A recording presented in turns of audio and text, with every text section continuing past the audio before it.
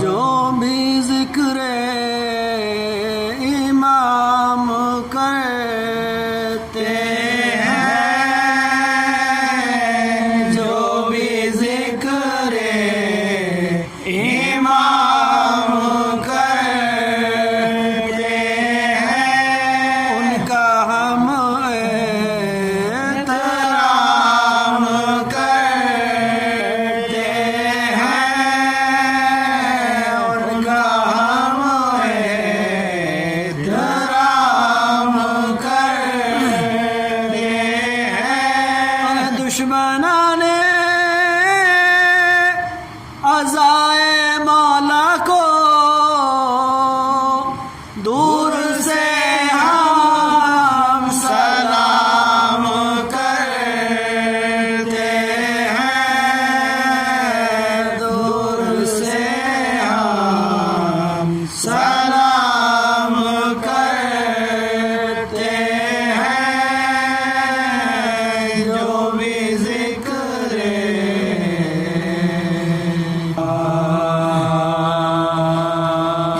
ہر دور میں رہے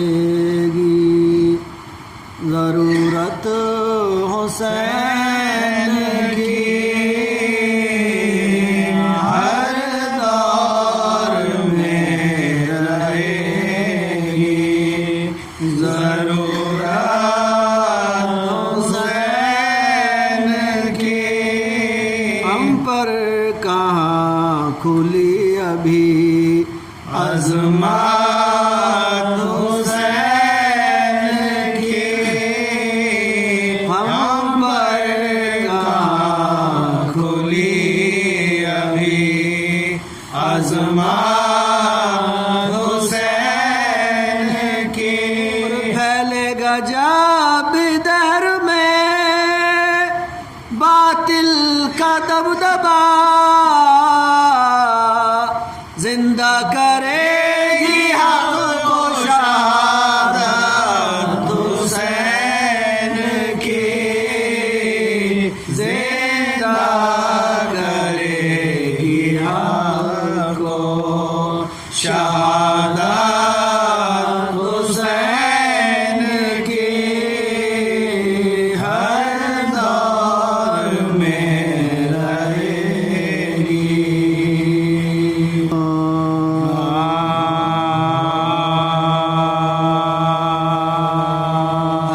شور کے زینب کے پسر آتے ہیں رنگ میں، ہے شور کے زینب کے پسر آتے ہیں رنگ میں،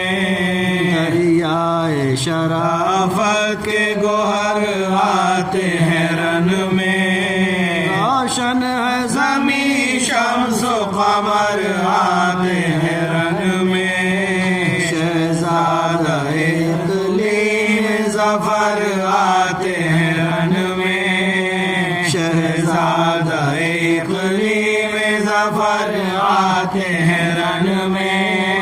رائے نہ کیوں دل کے دلیروں کی ہے آمد، ہوشیار خبردار کے شیروں کی ہے آمد، ہوشیار خبردار کے شیروں کی ہے آمد۔ چھوٹے نے بڑے سے یہ کہی بات کے بھائی، ہر چند گوارا نہیں دم بھر کی جدائی، اس وقت الگ ہو کہ نہایت ہے لڑائی، اماں نہ کہیں یہ کہ میری بات بھلائی، اماں نہ کہیں یہ کہ میری بات بھلائی، جو سامنے ہے کاٹ کے اس فوج کی صف کو، میں دینی طرف جاتا ہوں تم بائیں طرف کو، میں دینی طرف جاتا ہوں تم بائیں طرف کو۔ ارشاد کیا اور نے اللہ نگہ گریباں، پر کیا کروں قالب میں رہے گی نہ میری جان۔ اے جان برادر میں تیرے عزم کے قرباں، لاکھوں سے لڑائی ہے رہے چار طرف دیان، لاکھوں سے لڑائی ہے رہے چار طرف دیان۔ تکبیر کی ہر بار صدا دیجیو بھائی، گر جاؤ تو بھائی کو صدا دیجیو بھائی، گر جاؤ تو بھائی کو بلا لیجیو بھائی۔ اور یہ کہہ کے کیے دونوں طرف شیروں نے حملے، لہراتے تھے کاکل کی طرح دوش پہ شملے۔ کیا دخل تھا حملے میں انہیں فوج ستم لے، ملتی نہ تھی مہلت کے کوئی ٹھہر کے دم لے، ملتی نہ تھی مہلت کے کوئی ٹھہر کے دم لے۔ بجلی کی طرح نیمچے چل جاتے تھے دونوں، ہر سب کو قلم کر کے نکل جاتے تھے دونوں، ہر سب کو قلم کر کے نکل جاتے تھے دونوں۔ غل میں جو نہ بھائی کو صدا بھائی کی آئی، دونوں کے کلیجے پا چلی تیغ جدائی۔ چھوٹے نے بڑے بھائی کو آواز سنائی، کیا حال ہے جیتے ہو کہ مارے گئے بھائی، کیا حال ہے جیتے ہو کہ مارے گئے بھائی۔ بڑھ بڑھ کے ہٹاتے ہیں بہت اہل ستم کو، تصویر تمہاری نظر آتی نہیں ہم کو، بھیا تصویر تمہاری نظر آتی نہیں ہم کو۔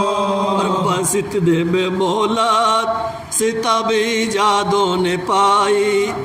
نیزے کی یعنی پشتے محمد میں لگائی۔ جس وقت سینہ سینے سے باہر نکل آئی، چلایا کہ لو خلق سے ہم تو چلے بھائی، چلایا کہ لو خلق سے ہم تو چلے بھائی۔ اللہ کی صافت میں مجھے چھوڑ دیا ہے، نیزے نے کلیجے کو میرے توڑ دیا ہے، نیزے نے کلیجے کو میرے توڑ دیا ہے۔ لڑنے میں سنی بھائی نے جو بھائی کی آواز، نزدیک تھا کہ روح کرے جسم سے پرواز، اور گھوڑے کو اٹھا کر وہ چلا صورت شہباز۔ برسانے لگے تیر ہزاروں قدر انداز، برسانے لگے تیر ہزاروں قدر انداز۔ حائل تھی صفے زور سے تلوار کے نکلا، روکا اسے جس نے یہ اسے بانٹ کے نکلا، روکا اسے جس نے یہ اسے کاٹ کے نکلا۔ ہر دم یہ دعا تھی وہ دلاور نظر آئے، مظلوم برادر کو برادر نظر آئے۔ حلقہ کی ایک جا پا ستمگر نظر آئے، ہاتھوں میں چمکتے ہوئے خنجر نظر آئے، ہاتھوں میں چمکتے ہوئے خنجر نظر آئے۔ آلودہ لہو میں تنے سدباش کو دیکھا،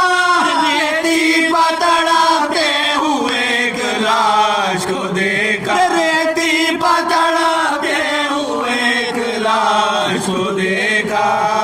کس طرح سے لاشیں پڑ رہا ہے۔ اور انسانوں پدھرے ننھی سی چھاتی پا ستمگر کرتا تھا ارادہ کہ کرے تن سے جدا سر وہ کہتا تھا ہاتھ اپنا دبے تیغ بدر کر میں بھائی سے مل لوں تو پھرا حلق بخنجر میں بھائی سے مل لوں تو پھرا حلق بخنجر ہم ساتھ چلے مرنے کو ساتھ آئے وطن سے ان کے ملے جان نہ نکلے گی بدن سے ان کے ملے جان نہ نکلے گی بدن سے اور جس وقت سنی اور نے یہ بھائی کی تقریر خنجر تو چلا دل پا اور کلیجے پہ لگا تیر گھوڑے سے تلے کود پڑا پھینک دی شمشیر آغوش میری دوڑ کے وہ جان سی تصویر آغوش میری دوڑ کے وہ جان سی تصویر اور ایک جا جو بچھڑ کر ہوئے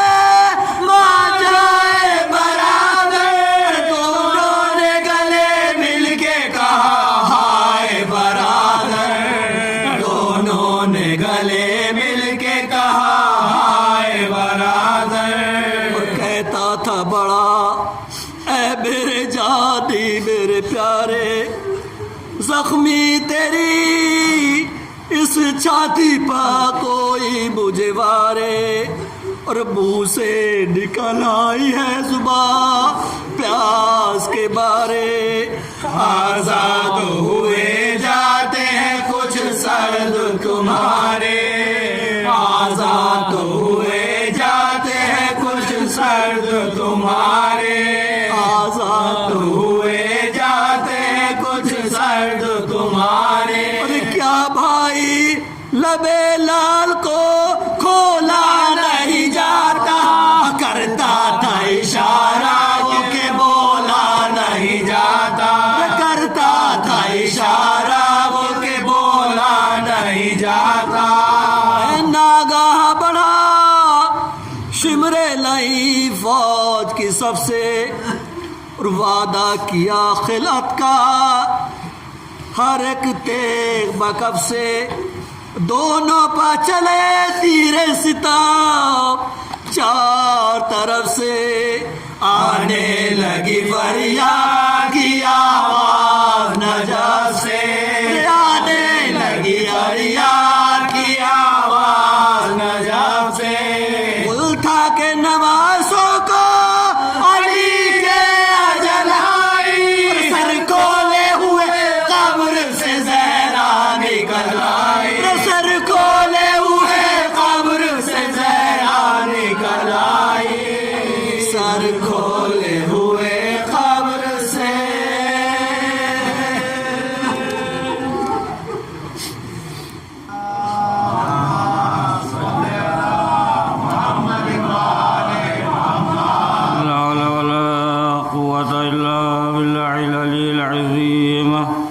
أعوذ بالله السميع العليم من الشيطان الرجيم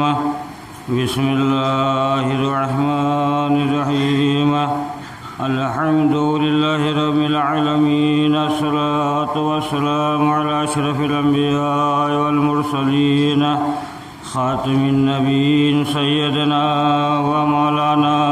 أبي القاسم محمد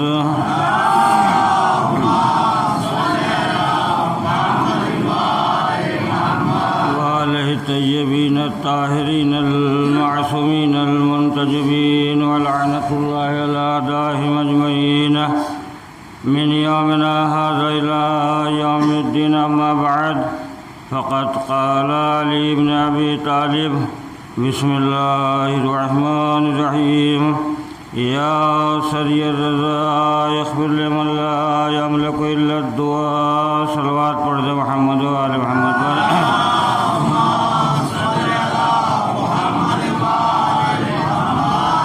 عزیزان محترم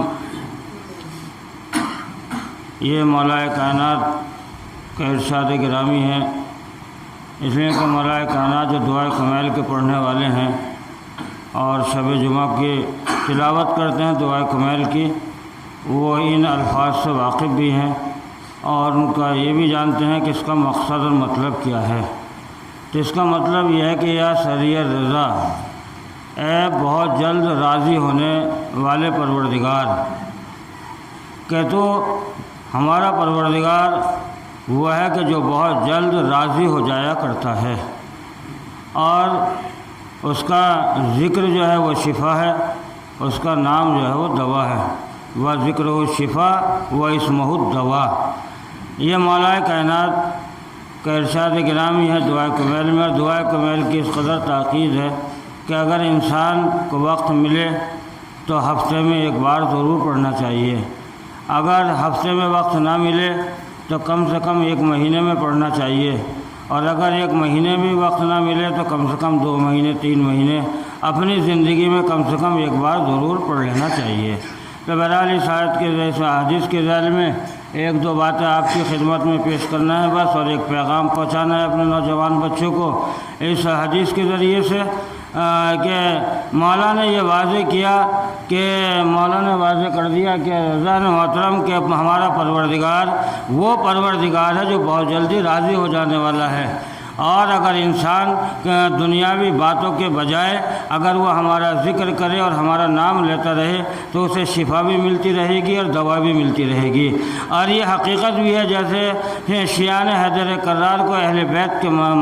بیت ملے ہیں، معصوم ملے ہیں اس قوم کو، ایسے رہبر، ایسے ہادی، ایسے رہنما کسی قوم کے پاس نہیں ہیں جو دنیا میں بھی مدد کریں اور آخرت میں بھی مدد کریں، اور جب بھی جہاں بھی انہیں پکاریں تو وہ مدد کرتے ہوئے چلے جائیں۔ اور دنیا کا اللہ کے علاوہ دنیا کا نمائندہ کوئی اس بات کو بتا ہی بھی نہیں سکتا ہے کہ اللہ کتنی جلدی راضی ہو جایا کرتا ہے۔ بس یہ ہے کہ انسان اس کی بارگاہ میں آئے، توبہ استغفار کرے، اس سے مانگے، تو یعنی کہ اللہ ہر بات پر راضی ہونے کے لیے تیار ہے، لیکن شرط یہ ہے کہ اس سے مانگنے والا بھی ہونا چاہیے۔ اب بہت سی چیزیں یہ بھی پائی جاتی ہیں، لیکن ایک دو باتیں آپ کی خدمت میں، ایک جو اسی کا بھی جلوس نکلا ہے اور آپ بہرحال تھوڑا سا تھکن بھی محسوس کر رہے ہیں، اسی مناسبت سے جلوس کے مناسبت بالخصوص اپنے نوجوانوں کے ذہن میں اس کے بارے میں ذہن کر رہا ہے کہ اس لیے کہ معصومین کے بارے میں ہمارا عقیدہ، ہمارا ایمان، ہمارا یقین یہ ہے کہ امام چاہے وہ ہم جلوس نکالیں، چاہے وہ مجلسیں کریں، چاہے وہ ہم مجلس و ماتم کریں، محفل کریں، تو یہی تو ہے کہ معصومین ضرور آتے ہیں۔ عزیزان محترم، یہ معصوم ہی ایسے ہمارے پاس ایسے ہیں جو اپنے چاہنے والوں کو دیکھتے بھی ہیں کہ دیکھو ہمارے چاہنے والا کون سا عمل کر رہے ہیں۔ عزیزان محترم، جو دیکھے گا تو آپ بہت سی مختصر سی بات یہ ہے کہ جناب یونس ابن متا کے بارے میں یہ واقعہ ملتا ہے جو بہت ہی مشہور و معروف واقعہ ہے، اور قرآن مجید میں بھی یہ واقعہ ملتا ہے، بہت ہی مختصر کے ساتھ ملتا ہے کہ جناب یونس کہ جب اللہ کی تبلیغ کر رہے تھے، پیغام پہنچا رہے تھے، تاریخ میں لکھا کہ ان کی بستی میں ان کے جو تبلیغ کر رہے تھے آبادی میں تقریباً 1 لاکھ لوگ تھے، اور اس کی جو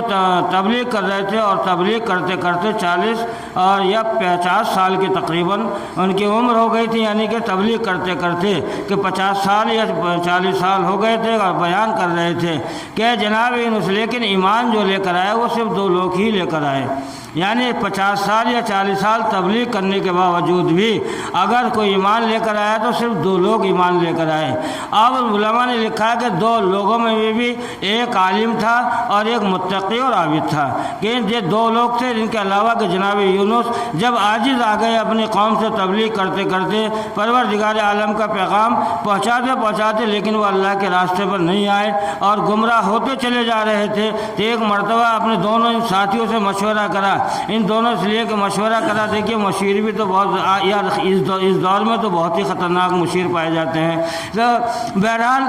تو اس لیے کہ جب مشیروں سے مشورہ کیا بھائی ہمیں کیا کرنا چاہیے، ہمیں کون سا کام کرنا چاہیے، کیا میں بد دعا کر دوں اس قوم کے لیے؟ اور دیکھو یہ بات ہے کہ اس لیے کہ اگر میں بد دعا کروں گا تو اللہ میری دعا کو ضرور سن لے گا اور میری دعا قبول کر لے گا۔ تو اب جب مشورہ لیا تو عالم نے تو منع کیا کہ آپ اپنی قوم کے لیے عذاب کی دعا نہ کیجیے، اس لیے کہ ہو سکتا ہے کہ آج گمراہ قوم کل ہدایت پا جائے۔ لیکن جو عابد اور زاہد تھا اس نے کہا کہ آپ تو اللہ کے نبی ہیں، ارے یہ تو ہوتے ہی رہے، آپ بد دعا کر دیجئے، اس میں کیا ہے، کب تک آپ تبلیغ کر رہے ہیں، کب سے تبلیغ کرتے چلے جا رہے ہیں اور آپ کی بات کا کوئی عمل بھی نہیں ہو رہا ہے، لیکن یہ عالم منع کر رہا ہے۔ یہاں تک کہ کچھ وقفہ کیا اور جانے کے بعد پروردگار عالم سے دعا کی، اے پروردگار میری قوم یہ بدعمالی انجام دے رہی ہے۔ ایک مرتبہ اللہ کی آواز آئی، اے یونس ہم آپ کو کچھ موقع دے رہے ہیں، کچھ وقت دے رہے ہیں، ہو سکتا ہے یہ قوم سدھر جائے اور آپ کی بات کو مان لے۔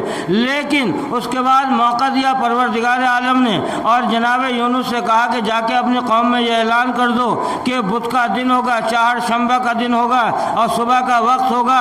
اور یہ شوال کا مہینہ ہوگا کہ یہ جو ہے عذاب نازل ہو جائے گا، اور چاہے یہ اپنے ہدایت پا جائیں یا گمراہی پر اختیار کریں۔ اب جناب یونس نے یہ اعلان کر دیا، اے میری قوم والو اگر تمہیں صحیح ہونا ہے تو ہو جاؤ، دیکھو چہار شنبہ ہوگا اور 15 شوال ہوگی اور جو کہ تمہارے اوپر عذاب نازل ہو جائے گا، صبح کا وقت ہوگا۔ اللہ نے محترم یہ کہنے کے بعد بستی سے باہر چلے گئے جناب یونس اور وہ عابد بھی، لیکن عالم منع کرتا چلا جا رہا ہے کہ اپنی قوم کے لیے بد دعا نہ کیجیے۔ جب عابد بھی چلا گیا اور جناب یونس بھی بستی سے باہر چلے گئے، لیکن وہ عالم جس نے منع کیا تھا وہ وہیں پر انہی لوگوں کے پاس موجود رہا، یہاں تک کہ وقت آیا جو جناب یونس نے وقت دیا تھا وہ وقت آیا، اور جب وقت آیا اور آنے کے بعد قوم جو اس عالم دین کے پاس آئی، اس عالم دین نے کہا کہ دیکھو اللہ کا نبی ہے، جو زبان سے کہہ دے گا وہ ہو کر رہے گا، وہ ہو کر رہے گا، یہ عذاب آئے گا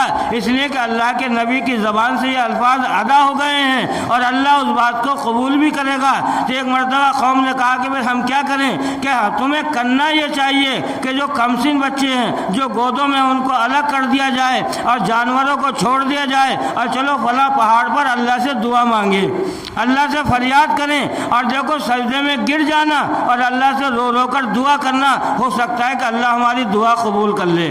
ہو سکتا ہے اللہ ہمیں معاف کر دے۔ اب قوم والے نے یہی کام انجام دیا۔ اب یہ بستی والے وہاں پر پہنچے، پہاڑ پر پہنچے، اللہ سے دعا کی، گڑ گڑائے، فریادیں کی، لیکن وہ عذاب جو وقت معین تھا آیا تو صحیح مگر نقصان نہیں ہوا، آیا عذاب مگر نقصان کسی کا نہیں ہوا۔ اب پنجشنبے کا دن آیا یعنی جمعرات کا دن جو آیا، اب یہ جناب یونس اور وہ عابد آئے اور خوش ہوتے ہوئے آئے کہ اب تو قوم تباہ ہو گئی ہوگی، برباد ہو گئی ہوگی۔ اب جیسے ہی داخل ہوئے اور داخل ہونے کے بعد دیکھا کوئی اپنی زراعت میں مشغول ہے، کوئی جانوروں کو چرا رہا ہے، کوئی ان کی خدمت کر رہا ہے، جو جوان اپنے بزرگوں کی خدمت انجام دے رہے ہیں۔ اب جناب یونس کو بہت زیادہ افسوس ہوا کہ میں نے تو ان کے لیے بد دعا کی تھی، ان پر عذاب کیوں نازل نہیں ہوا، ان پہ کیوں عذاب؟ معلوم یہ ہوا کہ اگر اللہ کا نبی بھی اگر گڑ گڑائے فریاد کرے تو ایک موقع و میل ایسا آتا ہے کہ اگر اللہ کی بارگاہ میں بندہ سچے دل سے اگر اپنے سر کو سجدے میں رکھ دے تو اللہ معاف کر دیا کرتا ہے۔ صلوات پڑھ دے محمد و آل محمد پر۔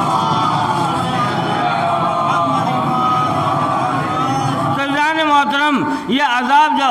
آنے کے بعد جناب یونس نے دیکھا میری قوم تو ایسی کی ایسی ہے، اب یہ غصے ہوئے، بہت زیادہ غصہ آیا، اور جب غصہ آیا تو یہ وہاں سے اپنی بستی سے چلے گئے۔ جب چلے تو ایک کشتی میں بیٹھے، جب بیٹھے سمندر کے کنارے بیچ میں پہنچنے کے بعد کشتی تلاتلم ہوئی، اور جب وہ ڈوبنے لگی تو ایک مرتبہ ملا نے کہا کہ مجھے تو ایسا معلوم ہو رہا ہے کہ گنہگار غلطی کرنے والا یہاں پر میری کشتی میں موجود ہے۔ تو جناب یونس نے کہا کہ وہ کوئی اور انسان نہیں ہے بلکہ میں ہی ہوں۔ تو جناب تاریخ نے لکھا کہ جناب یونس اس سمندر میں کودے، اب جیسے سمندر میں کودے معلوم ایسا ہوتا تھا کہ اللہ نے پہلے ہی انتظام کر رکھا تھا، یعنی ایک مچھلی کو بھیج دیا تھا، فوراً جیسے ہی کودنے کے بعد مچھلی نے منہ پھیلایا، جناب یونس مچھلی کے اندر چلے گئے۔ اللہ نے محترم مچھلی نے سمندر کی تہوں میں گھومنا شروع کر دیا، لیکن اللہ کا نبی اللہ کی تسبیح و تہلیل سے غافل نہیں رہا۔ یعنی جہاں ذکر خدا نہیں ہو رہا تھا وہاں بھی اللہ کے نبی نے ذکر خدا جاری کر دیا اور پڑھنا شروع کر دیا، لا الہ الا انت سبحانک انی کنت من الظالمین، اور ظالمین یہ پڑھنا شروع کرا۔ تو ایک مرتبہ جب گزر رہے تھے تو وہاں پر ایک جگہ ایسی جگہ پہنچے جہاں نمرود پر عذاب کے فرشتے عذاب کر رہے تھے، یعنی قارون پر، معاذ اللہ قارون پر عذاب کے فرشتے عذاب کر رہے تھے۔ اور جب یہ عذاب کر رہے تھے قارون پر تو ایک مرتبہ اس نے آواز کو سنا، اللہ کی طرف سے آواز کو سنا کہ تسبیح و تحلیل کرنے والا یہاں کون آ گیا، یہاں تو کسی کا کوئی وجود بھی نہیں ہے۔ تو اللہ سے دعا کیا، پروردگار میں گنہگار تو ہوں مگر مجھے گویائی تو عنایت کر دے، اس لیے کہ میں سن لوں کہ یہاں پر تسبیح و تحلیل کرنے والا کون آ گیا۔ تو ایک مرتبہ عذاب کے فرشتوں کو حکم ہوا کہ عذاب ہٹا لیا جائے۔ جیسے ہی عذاب ہٹایا گیا کہا تم کون ہو؟ کہ میں اللہ کا نبی یونس ہو۔ کہ اچھا تم اللہ کے نمائندے ہو، تسبیح و تحلیل کر رہے ہیں؟ کہ ہاں۔ کہا کہ ایک مرتبہ یہ بتائیے کہ جناب موسیٰ کا کیا حال ہے، جناب موسیٰ کا کیا حال ہے؟ تو جناب یونس نے کہا کہ اب دنیا میں باقی نہیں ہیں بلکہ دنیا سے رخصت ہو گئے۔ کہ ان کے بھائی ہارون کا کیا حال ہے؟ کیا وہ بھی زندہ نہیں ہے؟ کہ ان کی اولاد میں سے کوئی باقی ہے؟ کہ ان کی اولاد میں سے بھی کوئی زندہ نہیں ہے۔ تو تاریخ نے لکھا ایک مرتبہ قارون نے کی یعنی اظہار افسوس کیا۔ جب اظہار افسوس کیا فوراً اللہ کا پیغام آیا، اے عذاب کے فرشتوں اب اس پر عذاب نہ کرنا، اب اس پر عذاب نہ کرنا۔ کیوں؟ اس لیے کہ اس نے ہمارے دو نمائندوں کو، ہمارے ہادیوں کے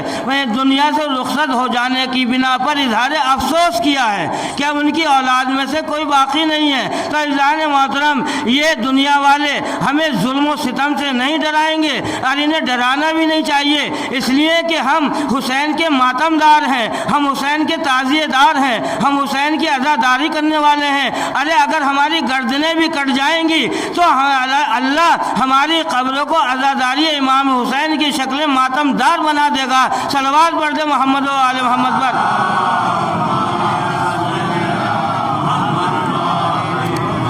اور اسی کی وجہ سے ہماری قبروں کو منور کر دے گا۔ رضوان محترم، ابھی عزاداران کے لیے، مظلوم کربلا کے لیے ایک پیغام، خاص کر اپنے نوجوانوں کے لیے ایک پیغام، اس لیے کہ ہمارے جو جلوس ہیں ان کا آغاز ہو چکا ہے اور وہ شروع بھی ہو چکے ہیں۔ انشاءاللہ کل بھی جلوس نکلے گا، مسلسل جلوس نکلتے رہیں گے، اور لیکن اس میں بڑا احترام ہمیں کرنا چاہیے، خاص کر بالخصوصیت ہمارے نوجوانوں کو اس بات کا، ہاں ضرور ہمیں اس بات کا بھی خیال رکھنا چاہیے کہ اگر ہمارا کوئی بزرگ ہمیں کوئی بات بتا رہا ہے، کوئی بات کہہ رہا ہے، مثلا نہ یہاں نہ پڑھیے آگے بڑھ جائیے، تو کوئی نہ کوئی بات تو ہے، کوئی نہ کوئی وجہ تو ہے جو ہمارا بزرگ ہم سے اس بات کو کہہ رہا ہے۔ تو ہمیں خاموشی سے اس بات کو مان لینا چاہیے۔ کیوں مان لینا چاہیے؟ کہ اس میں تنہا آپ ہی ماتم کرنے والے نہیں ہیں بلکہ اس جلوس کے اندر معصوم ہستیاں بھی موجود رہتی ہیں، معصوم ہستیاں بھی موجود رہتی ہیں۔ اس لیے کہ بہت ہی مشہور واقعہ یہ علامہ جرد بیلی کا واقعہ ہے، یہ بہت بزرگ عالم دین مجتہدین گزرے ہیں یہ۔ تو انہوں نے لکھا کہ 10 محرم کو، یہ 10 محرم کو تھے، آپ کربلا میں موجود تھے، ایک جگہ بیٹھے ہوئے تھے، تو کسی نے آ کر، شاگردوں نے آ کر یہ بتایا کہ جلوس آ رہا ہے، کہ کربلا کی طرف سے جلوس آ رہا ہے، یعنی روضہ امام صلی اللہ علیہ وسلم کی طرف سے جلوس آ رہا ہے۔ یہ اٹھے اور اٹھنے کے بعد سر پر عمامہ تھا، پیروں میں جوتی چپل پہنے ہوئے تھے۔ جب یہ پہنے ہوئے تھے تو وہ جلوس کے قریب گئے۔ جب جلوس میں داخل ہوئے تو ابینہ نے گئے تھے کھڑے ہونے کے لیے، لیکن جا کر بیچ حلقے میں داخل ہو گئے۔ جب بیچ حلقے میں داخل ہوئے تو سر عمامے کو بھی الگ ڈال پھینک دیا اور ننگے پیر ہو گئے، ننگے پیر ہو گئے۔ اب وہاں جانے والوں نے سوال کیا کہ آپ یہ بتائیے کہ آپ گئے تھے شرکت کرنے کے لیے، آپ نے اماموں کو بھی الگ رکھا، آپ ننگے پیر ہو گئے، اس کی وجہ کیا ہے؟ تو جرد بیلی کہتے ہیں جو میری آنکھوں نے دیکھا ہے وہ تمہاری آنکھوں نے نہیں دیکھا۔ کہ کیا چیز دیکھی ہے؟ کہ میں نے امام زمانہ کو خود اس جلوس میں دیکھا ہے جو ننگے سر اور ننگے پیر ہیں۔ تو کہتے ہیں کہ جب امام خود ہمارا موجود ہو تو ہماری حیثیت و وقت کیا ہے کہ ہمارے سر ڈھکا ہوا ہو اور پیروں میں چپل وغیرہ ہوں، کہ اس لیے جلوس کا احترام ہمارے لیے ضروری ہے۔ تو ہمیں احترام ہے، ہمیں اس بات کا خیال رکھتے ہوئے کہ یہاں پر امام معصومین حاضر ہوتے ہیں، اور امام زمانہ نے تو یہاں تک فرمایا ہے کہ میں کسی مجلس میں شریکت کروں یا نہ کروں، لیکن جہاں عباس علمدار کی مجلس ہوتی ہے خصوصیت کے ساتھ میں وہاں پر ضرور حاضر ہوتا ہوں۔ یہ معتبر روایتوں حدیثوں میں یہ چیز پائی جاتی ہے کہ وہاں ضرور حاضر ہو جاتا ہوں۔ تو عزیزان محترم، تو امام آتے ہیں اور یہ ہمارے بزرگ بھی بہت سی ایسی چیزیں بتاتے ہیں۔ پہلے بزرگ بتایا کرتے تھے کہ دیکھو جب جلوس نکلتا ہے تو اس میں علم آپس میں ملتے ہیں اور یہ تمام چیزیں پیشین گوئیاں دیتے تو ہمیں ضروری ہے کہ ہمیں نوجوانوں کو جذبات کے ساتھ اپنے حوصلوں پر قابو رکھنا چاہیے اور اس میں ماتم کرنا چاہیے، اس لیے کہ سیدہ جو ہے اپنے عزاداروں سے بہت تمنائیں رکھتی ہیں۔ عزاداران مظلوم کربلا بہت آرزو رکھتی ہیں، بہت تمنائیں کہ یہ دیکھو یہ میرے حسین کے چاہنے والے ہیں، دیکھو یہ میرے اکبر و عباس کے چاہنے والے ہیں، دیکھو یہ میرے بیٹے علی اصغر کے چاہنے والے ہیں، دیکھو دیکھتی ہیں۔ اور آج ہمارے امام جو پردے غیب میں ہیں وہ تو اپنی آنکھوں سے دیکھ رہا ہے کہ دیکھو یہ میرے جد کے عزادار ہیں۔ یہاں تک لکھا کہ جب پہلی محرم آتی ہے، جب پہلی محرم آ جاتی ہے تو امام زمانہ فریاد کرتے ہیں، گریہ کرتے ہیں تو چاہنے والے سوال کرتے ہیں مولا آپ کیوں گریہ کر رہے ہیں؟ کہ میں اس لیے گریہ کر رہا ہوں کہ اس میں میرا جد 3 دن کا بھوکا اور پیاسا شہید کیا گیا۔ کہا مولا آپ اس قدر گریہ کر رہے ہیں؟ کہ نہیں میں حسین کی شہادت پر گریہ نہیں کر رہا۔ کہا پھر عباس علمدار کی شہادت پر گریہ کر رہے ہیں؟ نہیں کہ میں عباس علمدار کی شہادت پر گریہ نہیں کر رہا۔ ایک ایک شہید کی شہادت کا نام لیا تو ایک مرتبہ کہتا ہے چاہنے والا مولا پھر کس کی شہادت پر، کس کی بنا پر آپ سب سے زیادہ گریہ کرتے ہیں؟ تو امام نے فرمایا کہ میں سب سے زیادہ اپنی جدہ زینب بنت علی کی سر برہنگی کی وجہ سے، یعنی کہ ظالموں نے ان کے سر سے چادر چھین لی تھی، اس وجہ سے سب سے زیادہ گریہ کرتا ہوں۔ بس عزاداران مظلوم کربلا، اس لیے کہ آج کی تاریخ جناب اون محمد سے منسوب ہے، مگر جناب اون محمد کے مصائب سے چند فقرے ایک چاہنے والے کے آپ کے سامنے بیان کرنا چاہتا ہوں، اس لیے کہ آپ کا چاہنے والا جس میں تاریخ نے لکھا کہ جس کا رنگ کالا تھا، پسینہ بھی اس کو بہت زیادہ آتا تھا، یہی تو اس نے خود اپنے الفاظ کہے ہیں، جس کا نام تاریخ نے جون لکھا ہے۔ جون لکھا تاریخ نے عزاداران مظلوم کربلا۔ ایک مرتبہ امام حسین علیہ السلام کی خدمت میں جون آئے اور آنے کے بعد کہا فرزند رسول مجھے اجازت دے دیجئے۔ تو ایک مرتبہ امام نے منع کیا جون میں تمہیں اجازت نہیں دے سکتا، یہ ابو ذر غفاری کے غلام تھے۔ ابو ذر غفاری کے غلام کے بعد یہ چوتھے امام کی خدمت میں آئے، کہا میں تمہیں اجازت نہیں دے سکتا۔ امام نے گریہ کرنا شروع کیا۔ جب گریہ کرنا شروع کیا تو ایک مرتبہ جون نے فرمایا کہ آقا کیا مجھے اس لیے اجازت نہیں دیتے کہ میرا رنگ کالا ہے، میرا سیاہ رنگ ہے اور میرے پسینے سے بو آ رہی ہے، کیا مجھے اس وجہ سے اجازت نہیں دیتے؟ کہ نہیں جون ایسا نہیں ہے، ارے ایسا نہیں ہے، تم احساس کمتر نہ کرو، احساس کمتری کا شکار نہ ہو،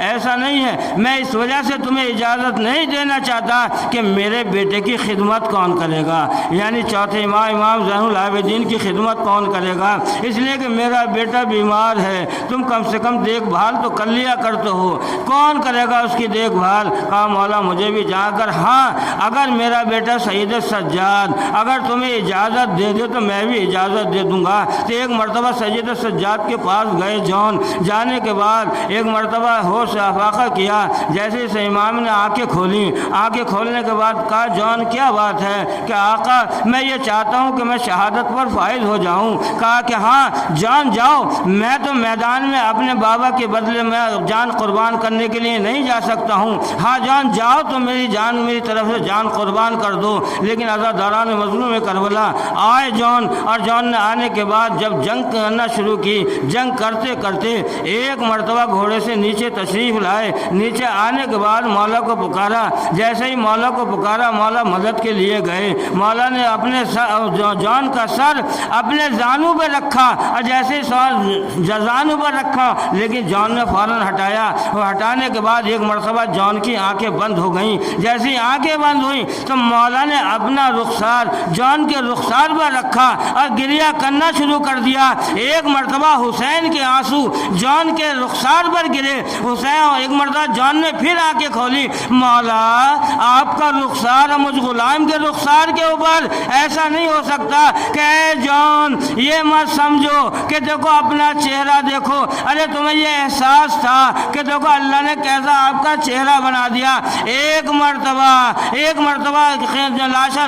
لانے کے بعد جناب زینب کو آواز دی، اے بہن زینب اس جان کا کوئی رونے والا نہیں ہے، ارے سیدانیوں کو حکم دو کہ جان پر ماتم کریں، فریاد کریں۔ لیکن عزاداران مظلوم کربلا جان شہید ہو گئے اور مولا جناب سیدانیوں نے ایک مرتبہ گریہ کرنا شروع کیا، جب ماتم کرنا شروع کیا۔ لیکن ہاں عزاداران مظلوم کربلا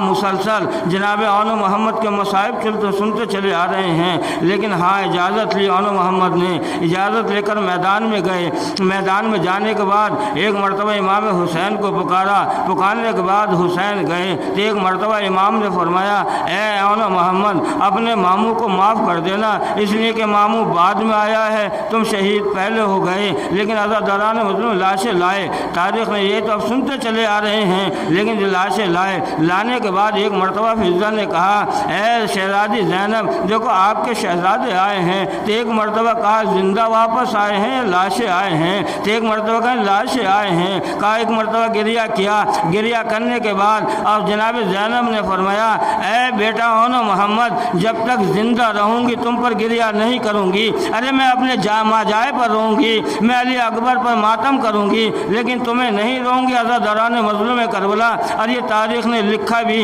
کہ پورے سفر میں جناب زینب نے گریہ نہیں کیا، لیکن ایک روایت ملتی ہے وہ بھی جب اسیران کربلا جب مدینے میں پہنچے، پہنچنے کے بعد جب سید سجاد کے پاس جناب زینب رہتی رہیں تو عبداللہ نے جا کر کہا کہ جا کر اپنی پھوپھی سے کہہ دیجئے کہ گھر سہانا معلوم ہوتا ہے، ایک اجڑا سا گھر معلوم ہوتا ہے کہ اب اپنے گھر آ جائیں۔ اب جیسے جناب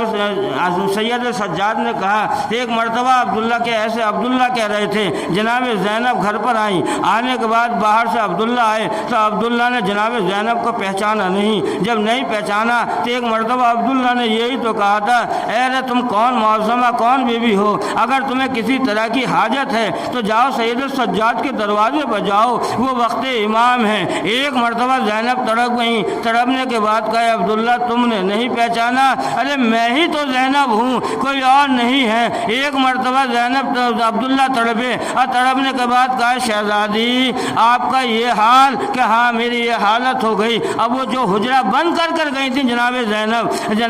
عبداللہ نے اس حجرے کو کھولا۔ اب جیسے اس حجرے کو کھولا، جناب زینب نے جب اس کے اندر داخل ہوئی، دو بستروں کو دیکھا،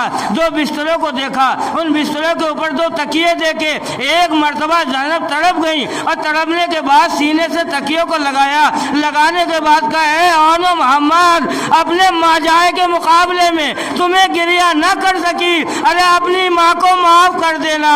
سر پیٹنا شروع کیا، تڑپنا شروع کیا، اے میرے بیٹا اون محمد مجھے معاف کر دینا، جب تک زندہ رہوں گی ماتم کرتے رہوں گی۔ سیادم الذین ینقلبون ماتم حسین۔ علم کا طوفان ہو کہاں نو محمد ہے، ظلم کا طوفان ہو کہاں نو محمد ہے، ظلم کا طوفان ہو کہاں نو محمد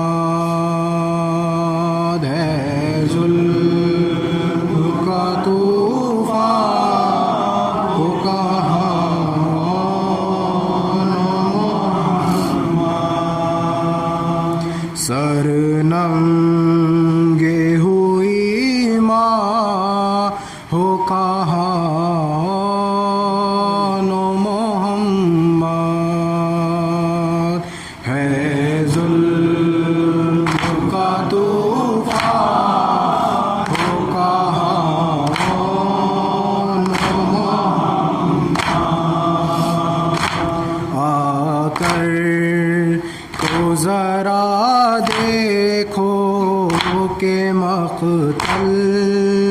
میں شہیدی ہے، خون میں غلطاں وہ کہاں محمد ہے، ظلم کا طوفان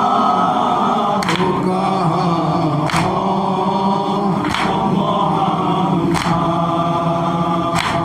زینب نے جسے پالا وہ ہم شکل پیمبر، کچھ دم کا ہے مہمان وہ کہاں محمد ہے، ظلم کا طوفان وہ کہاں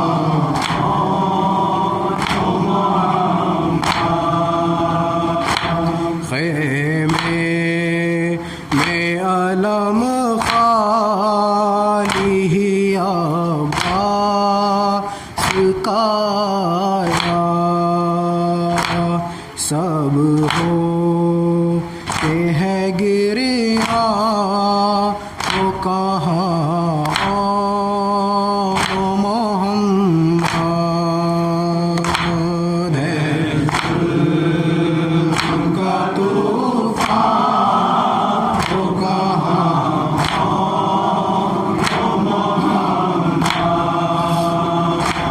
نوشا یہ قاسم یہ تو اب دین خدا پر ہونے کو ہے قربان وہ کہاں محمد ہے، ظلم کا طوفان وہ کہاں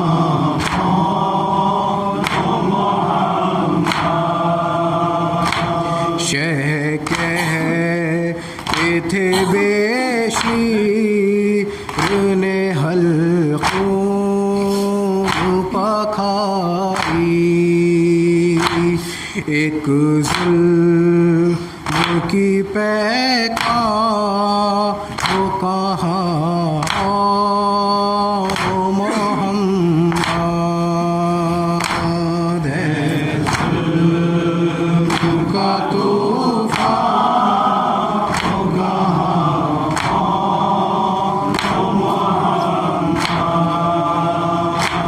دن ڈل گیا روتے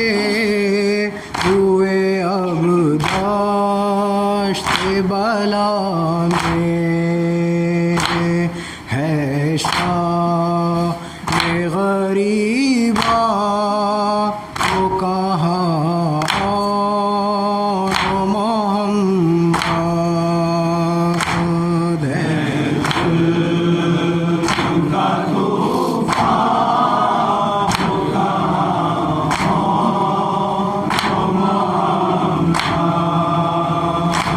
لٹ کر جو گھر آئی ہے تو اظہار تڑپ کر کہتی ہے یہی ماں وہ کہاں محمد ہے، ظلم کا طوفان وہ کہاں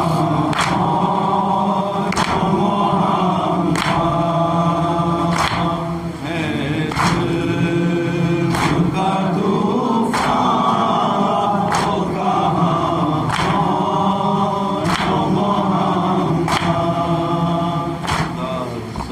حسین زینب نے کہا ہائے میرے اون محمد، زینب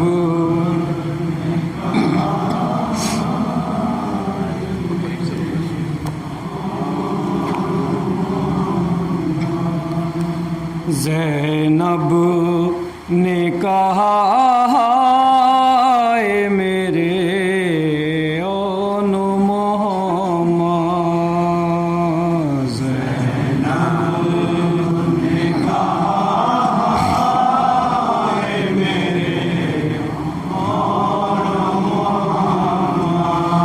ماں کیوں نہ مری مارے گئے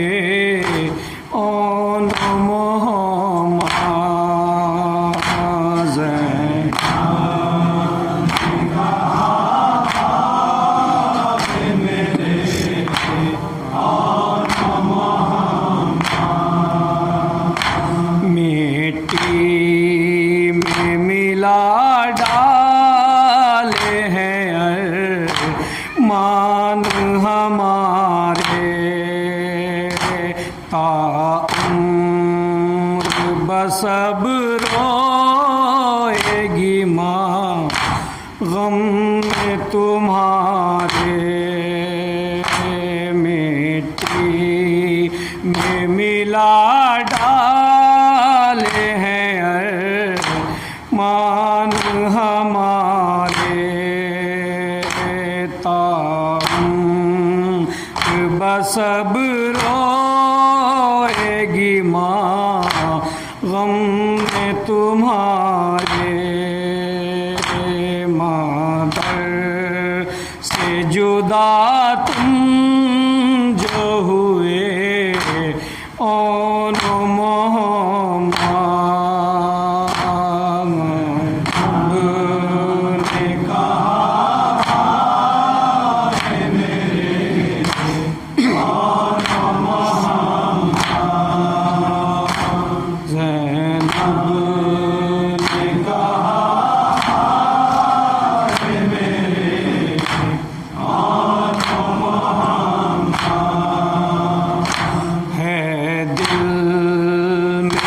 جب درد جدائی کا تمہاری زندہ ہے نہ ہم مردہ یہ حالت ہے ہماری بے دم جو مجھے چھوڑ گئے اون محمد زینب نے کہا میرے اون محمد زینب نے کہا میرے اون محمد ماموں پہ فدا ہونے کو آغوش کے پالے رندے تھے لڑے خوب مگر میرے جیالے مقصد سے ذرا سا نہ ہٹے اون محمد زینب نے کہا میرے اون محمد زینب نے کہا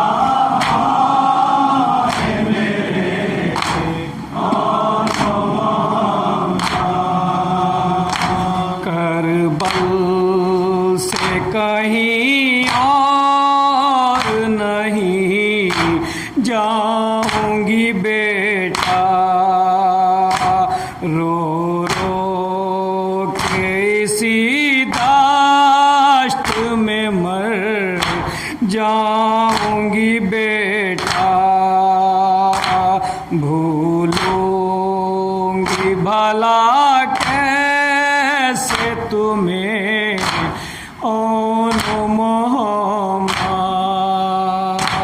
زینب نے کہا میرے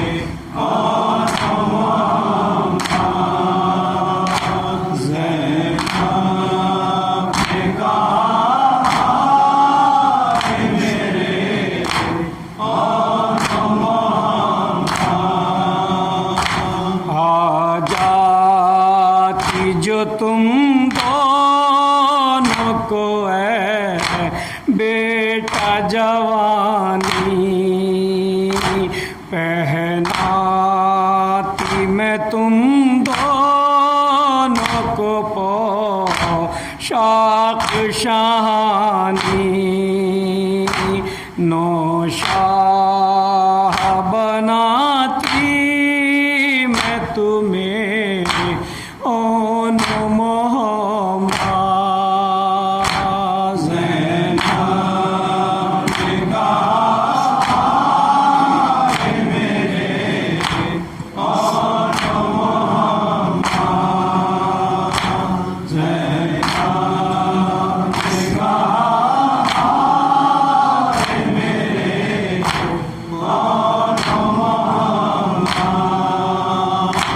ہٹ جائے نہ اس غم سے کہیں ماں کا کلیجہ کس طرح بتاؤں کہ جو اب حال ہے میرا اب بیٹا کہے گی ماں کسے اون محمد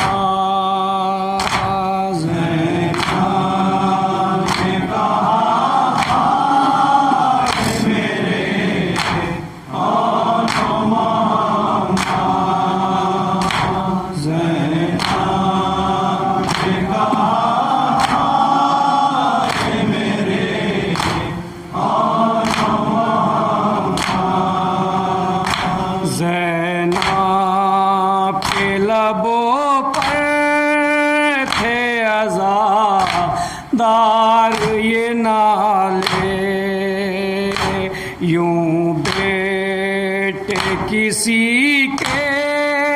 نہ مرے پالنے والے جس طرح ہمارے رنگ میں میرے اون محمد